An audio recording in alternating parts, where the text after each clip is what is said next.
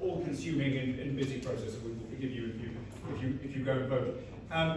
Allow me then to present our last speaker, Michael Pollack, who is a barrister.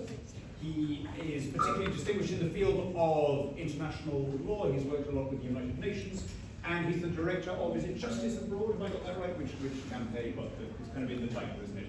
And Michael, of course, has been taking a strong interest in some of the abuses in Pakistan. So, Michael, over to you. We are going to try and finish at or shortly after 6. So, Good evening, lovely to be here. I've been asked to speak quite briefly. What I'm going to speak about is our independent report we did into the conditions for free and fair election in Pakistan on the 8th of February 2024. So really I'm going back to the beginning, well, not the beginning of repression in Pakistan, of course, but to the beginning of this episode in relation to what went wrong. So that review we put together with Safina's help, and I chaired that review, and we had a panel of 4 parliamentarians from around the world. And I think what Daniel says at the start about the importance of this to people of different backgrounds, no matter what your political direction of travel is, I think that was reflected in the different people we had on our panel. So we had Senator Paul Strauss from Washington, Catalin Tanita from Romania, Member of Parliament there, Senator David Shoebridge from Australia, and Brandon Pillay, MP from South Africa. So I think it's very important to look across the democratic world for people from all different political backgrounds there to hear the evidence. I'm not going to talk to you about the history of democracy in Pakistan. We all know it's very fragile, but with support and with groups such as this, we hope in the future that there will be changes of government at regular intervals of whichever party the people of Pakistan choose. I think that's what's important. We're not advocating for any particular party. The strength of democracy in Pakistan will be when there's different parties elected at different intervals. So that's really what we're looking at. So I'm going to skip over the part about the background. Most of you know about the Pakistani dual cameral system for electing members, both of the Senate and of their lower house as well. So I'm not going to speak about that. What I do want to speak about is the evidence that we heard. We heard evidence online because of our panelists were watching and listening all around the world, and it was very powerful evidence. And this was a couple of weeks before the election. And we heard from experts as well as candidates who were standing for election, and some of it was really moving evidence. For example, we had female candidates who were obviously distressed because they just escaped from the police when they gave their evidence. I'll tell you quotes from them. So we could really get a real feeling about what was happening on the ground.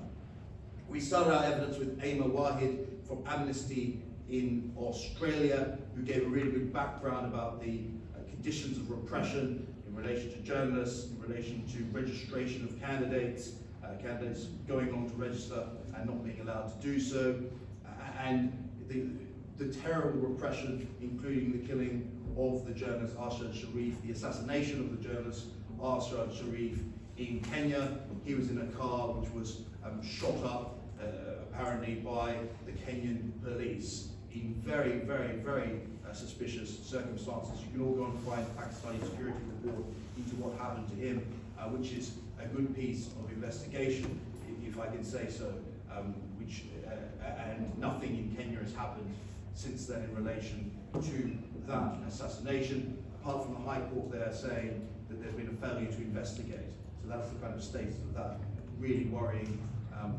case when he was about to release a program which was against the current people in power in Pakistan.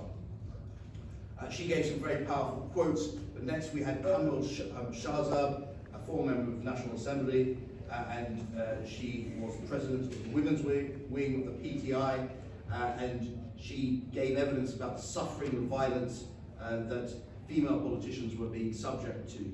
And there is, I think, of note in what was happening before the election in Pakistan, a real focus on persecution against female politicians, which I think should be noted because, of course, it's to have a proper parliamentary democracy, you need candidates, you need female candidates, you need male candidates, you need candidates from across different ethnic groups as well. And it's particularly serious, we found, that they were targeting female candidates with intimidation and with violence. She said this, you can see that I've just been suffering. There was a raid in my house 15 minutes before we started giving this evidence, and you could hear how distressed she was when she gave that evidence. She said, I'm pretty much disturbed by what's happened. She said the violence is being used to depoliticize women, targeted persecution and victimization based on political affiliation, of course, and inflicted upon political women leaders and workers, including beating, illegal arrests, custodial torture, and denial of bail. Many of the candidates were arrested and contested the election from prison, which, as you can all imagine, makes things very difficult.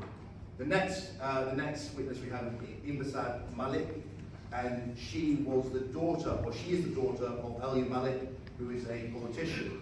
She gave evidence about the quite shocking event where her mother was detained in front of the family in a very dramatic arrest. Police tore down the door, barged into the home, and dragged her mother out of the house.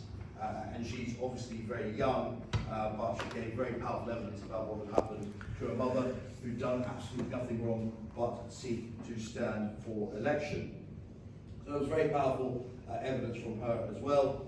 We had Zartaj Gul, former Minister of State for Climate Change. She gave evidence about the problems that candidates were having actually getting onto the election paper. So they turn up to be registered and they'd be turned away or stopped from actually getting access. And there are instances where they were blocked from actually getting there to register. So as Dan was saying, some of the stuff we were seeing was really, really basic intimidation and prevention of the democratic process, which should have had all governments in democratic countries up in arms about what was going on. She gave evidence about the difficulties there.